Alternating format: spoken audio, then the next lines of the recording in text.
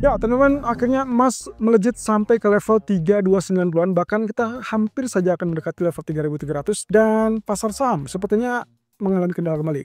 Dan persis dengan apa yang kembali kita ingatkan bahwa semua ini kaitannya dengan kondisi ataupun ketakutan dari masalah tarif. Lagi-lagi kita bicara tentang kemungkinan yang terjadi, yaitu kaitannya dengan tarif. Belum selesai, teman-teman. Walaupun 1 minggu lalu kita sempat dapatkan adanya penundaan kebijakan resiprokal, tapi bukan berarti itu selesai begitu saja dan tidak ada diskon. Jadi kira-kira apa yang akan menjadi faktor penggerak berikutnya?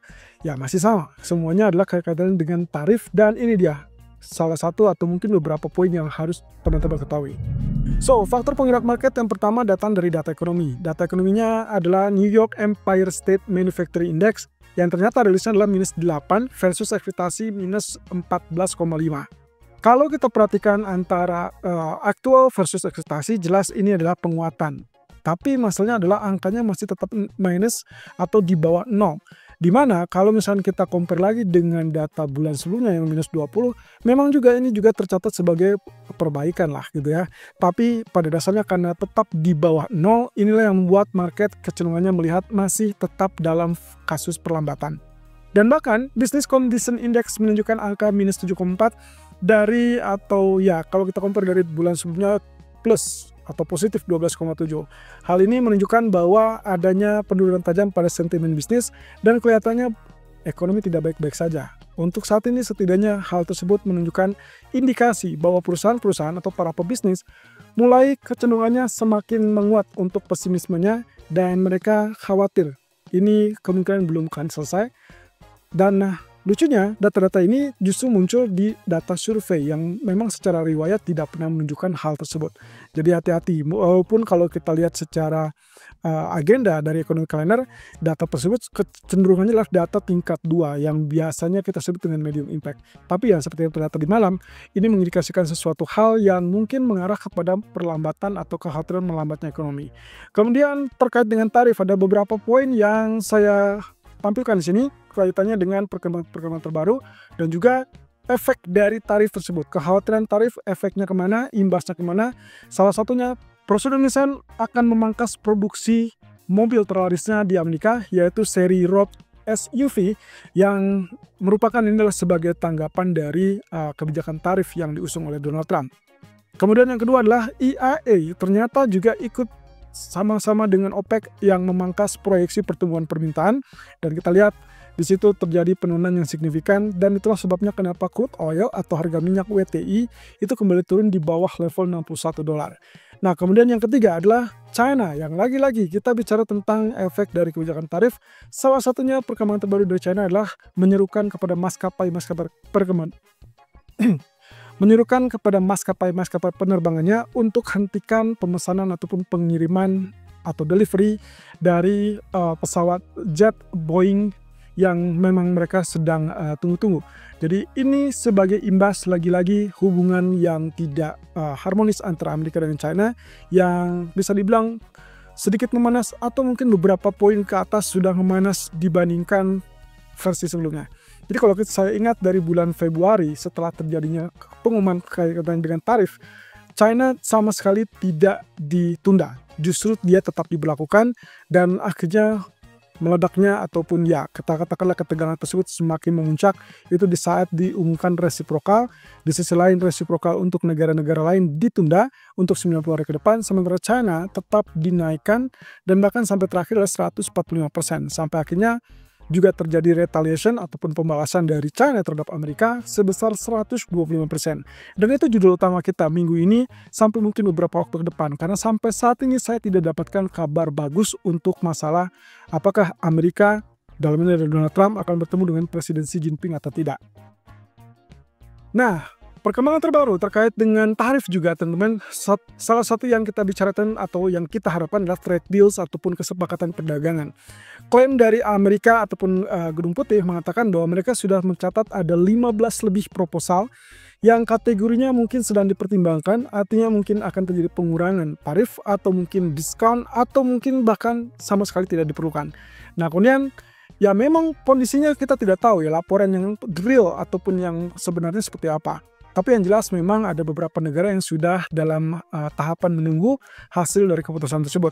Nah, seperti yang saya juga sempat ingatkan minggu lalu, bahwa semua ini sebetulnya kita masih tetap dalam proses deal or no deal. Dan itu berarti selama 90 hari ke depan, artinya sampai 3 bulan ke depan, ini akan terus menghantui atau membayangi market. Nah, dalam waktu dekat, posisi yang kita tidak ketahui bersama adalah masalah apakah nantinya Presiden Trump itu akan menaikkan tarif pajak perusahaan apa tidak. Nah, terkait dengan perkembangan dengan China, satu sisi ini kabar yang tidak mengenakan bagi saya, karena kondisinya adalah saling klaim, saling menuduh, ataupun bahkan saling mengharapkan. Jadi kalau Anda lihat, ternyata perkembangan terakhir juga sama sekali tidak menunjukkan adanya indikasi bahwa China melunak ataupun bahkan Amerika melunak. Yang saya lihat di sini justru Amerika merasa tidak memiliki kewajiban untuk menelpon ataupun bahkan berkomunikasi dengan China. Di sisi lain, China pun tidak berkepentingan atau tidak merasa perlu untuk menegosiasikannya kalau ternyata Amerika tetap bersikukuh dengan asas yang tidak adil ataupun tidak fair. Saya rasa inilah yang perkembangan terjadi dalam 1 minggu terakhir ya. Berita beredar bahwa kaitannya dengan Amerika yang sudah mulai melunak. Di sisi lain, ini kesannya justru Amerika sangat menginginkan biarkan China yang memang menegosiasikan, atau kata kasarnya adalah melemah, atau dengan kata kasarnya adalah memelas. Jadi kita lihat di sini pride ataupun ego di antara Amerika dan China sepertinya masih tetap kuat, dan saya rasa belum tentu akan terjadi kesepakatan apapun dalam waktu dekat. Apalagi dalam waktu pendek ini kita akan libur Paskah, sehingga kemungkinan Amerika pun akan relatif terbatas, dan mungkin juga China juga masih coba melobi-lobi negara-negara Asia ataupun negara lainnya untuk memperjuangkan hak mereka. Kemudian terkait dengan pelarangan Trump, salah satu yang kita soroti kali ini adalah sektor teknologi, dan itu tertuju kepada Nvidia. Nvidia dilarang untuk menjual chip seri H200 itu ke Cina. Dan kalaupun misalkan diperlukan, misalkan mereka tetap mau mengekspor ke sana, maka diperlukan lisensi alias izin ataupun perizinannya supaya bisa dengan leluasa mengirimkan hal tersebut. Nah, bagi saya ini adalah faktor yang kenapa terjadi penekanan kembali pada sektor teknologi, terutamanya secara umumnya adalah kepada indeks saham. Jadi ya, inilah perkembangan terbaru yang terlihat spesifiknya semua masih tetap dalam hal kekhawatiran, dan itu sangat-sangat buruk terhadap risk aset, sehingga yang sering atau yang saat ini kita lihat adalah safe haven. Lagi-lagi safe haven berpihak kepada emas dan Japanese yen yang kembali turun di bawah level 143. Kemudian kalau kita perhatikan lagi ancaman tarif yang terbaru, teman-teman, pagi ini saya mendapatkan kabar bahwa Amerika sepertinya tidak segan-segan untuk mengenakan tarif tambahan. Saya rasa ini relasinya adalah dengan kondisi yang sampai saat ini. Pertama, tidak ada kontak ataupun komunikasi dari China, yang artinya Amerika menginginkan mereka memelas kepada Trump. Yang kedua, poinnya adalah tadi yang kita sempat singgung kaitannya dengan dihentikannya atau seruan dari pemerintah China untuk menghentikan pemesanan terhadap pesawat-pesawat Boeing. Nah, ini saya rasa menjadi indikasi.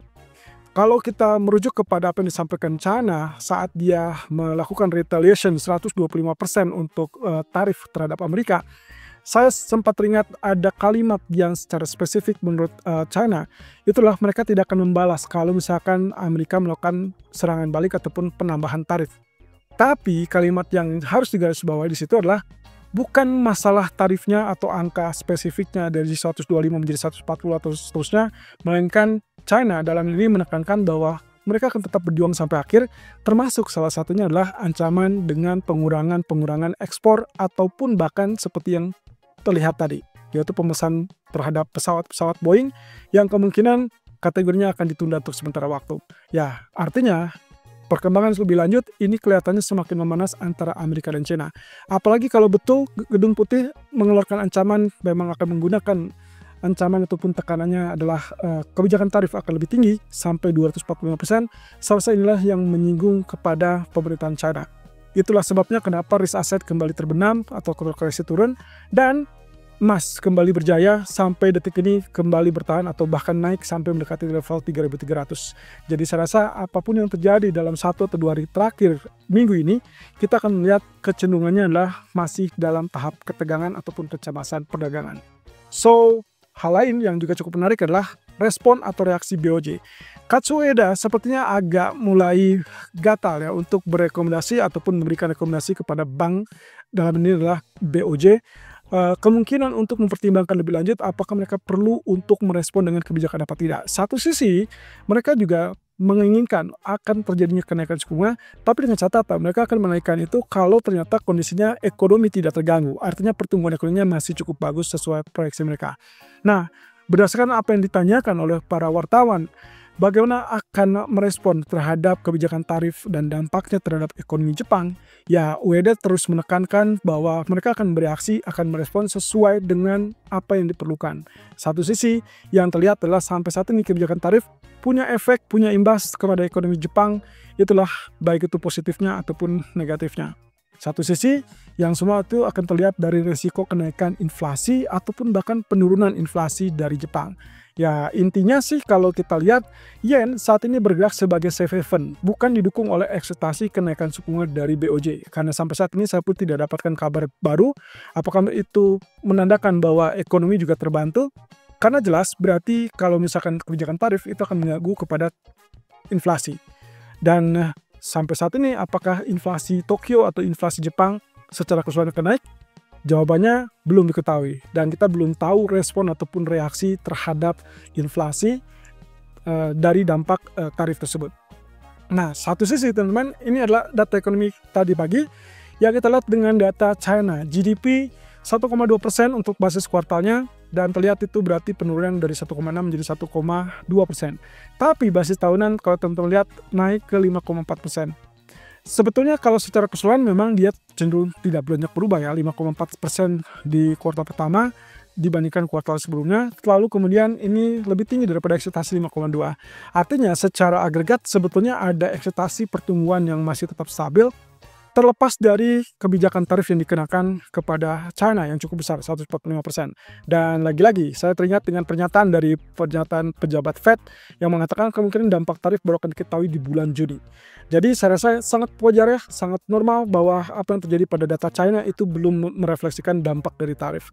Tapi pada besarnya atau garis besarnya kita tetap mengharapkan stimulus ataupun dukungan pemerintah terhadap ekonomi dan itu mungkin baru akan terjadi beberapa waktu ke depan. Well, intinya sih saya mengharapkan PBOC segera menurunkan suku bunga atau memangkas suku bunganya dan juga kaitannya dengan pemerintah akan segera menunjukkan basically yang kita butuhkan adalah stimulus fiskalnya. Dan yang paling saya soroti adalah angka yang diharapkan adalah di atas 10 triliun yuan. Kalau itu terwujud berarti Hang Seng ataupun indeks saham China ataupun bahkan Hong Kong itu akan mulai kenaikan. Tapi kalau tidak, ya berarti yang akan kita lihat adalah negatif, terbawa atau tergerus oleh sentimen negatif secara global. Nah, kemudian CPI dari Inggris ternyata rilisnya ada 2,6%, lebih rendah daripada ekspektasi, tapi catatannya dia lebih rendah dari previous 2,8%. Dan juga kita lihat basis bulanannya juga mulai penurunan dari 0,4 menjadi 0,3. Artinya di sini kesempatan ataupun peluang untuk menurunkan suku bunga lebih lanjut dari BOE kelihatan semakin terbuka. Dan kedepannya saya rasa saatnya dia akan terkoreksi turun setelah beberapa hari mulai kenaikan. Tapi tunggu dulu, kemungkinan dampak tarif itu akan tetap negatif pada US dollar sehingga akhirnya baik euro ataupun pound sterling itu mendapatkan tenaga dorongan. Tapi apakah itu akan bertahan?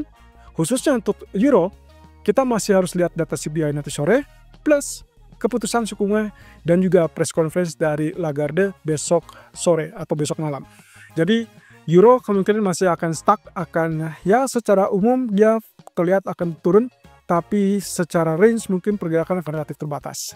Kemudian di malam hari kita akan condong kepada retail sales, kemudian juga crude oil inventories. Oke, sekedar pengingat teman-teman.